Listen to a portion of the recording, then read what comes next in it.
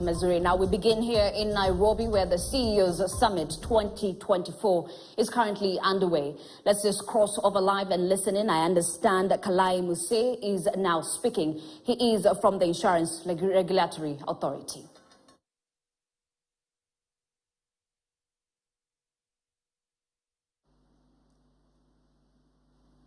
As earlier mentioned,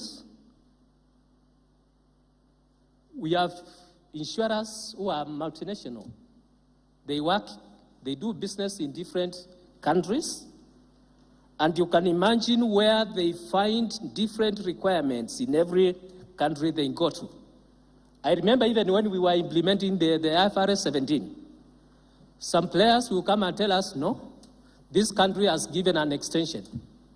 Give us an extension because we'll be given in the other country. You see, those differences are issues to look at, and there are challenges when it comes to compliance with the regulatory requirements. Of course, that is combined with the regulatory fragmentation because we have different requirements in different countries, and these players are expected to comply with those requirements. And of course, not forgetting the risk of non-compliance, which will come with fines, charged by regulators, reputational damage, loss of trust to customers, and all these factors will come in as challenges for regulatory compliance.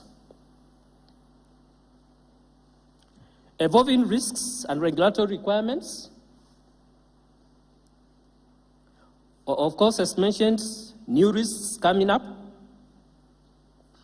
Again, climate change, cyber threats, pandemics, we have talked about that. All these are changing the way the risks we are getting. And we need to address them and come up with the models which can factor them in and manage them. Again, issues of a regulatory focus. Regulators will be looking for better risk management frameworks. It's a risk-based. Regulators will be asking you, how do you manage all these risks? That's a question you should expect. So you'll be hearing of issues of stress testing, financial disclosures related to climate change. Actually, as we talk, the International Association of Insurance Supervisors have issued a paper, a guidance paper, on the disclosures related to climate change. These are issues we are going to come to you and require that you have in place. Then issues of strategic partnerships are so important. And I know the CS has already mentioned one, where the government comes in to partner with the insurance companies or players to protect those vulnerable regions or societies on the risks they face.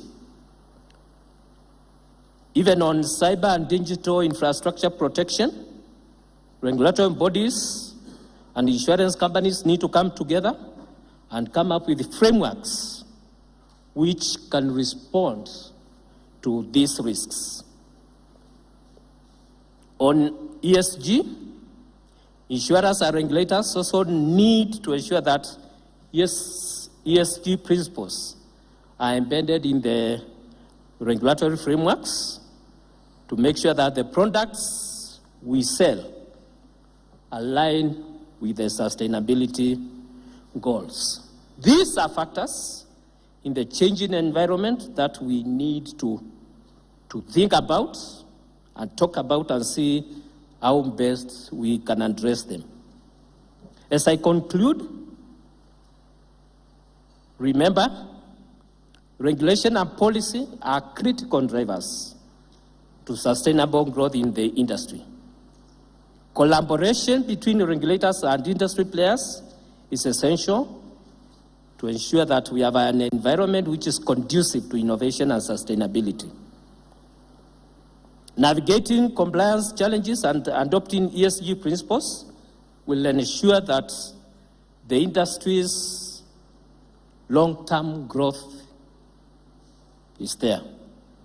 So as leaders, we must proactively engage with policymakers, invest in compliance, as indicated, and sustainability strategies so that we lead the change towards a more resilient and innovative future for the insurance industry.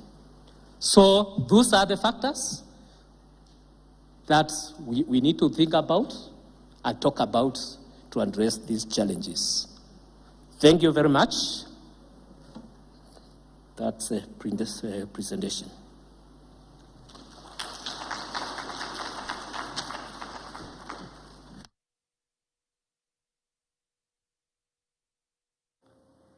That is Kalai Muse from the Insurance Regulatory Authority. They're speaking at the CEO's Summit, that is this year's edition.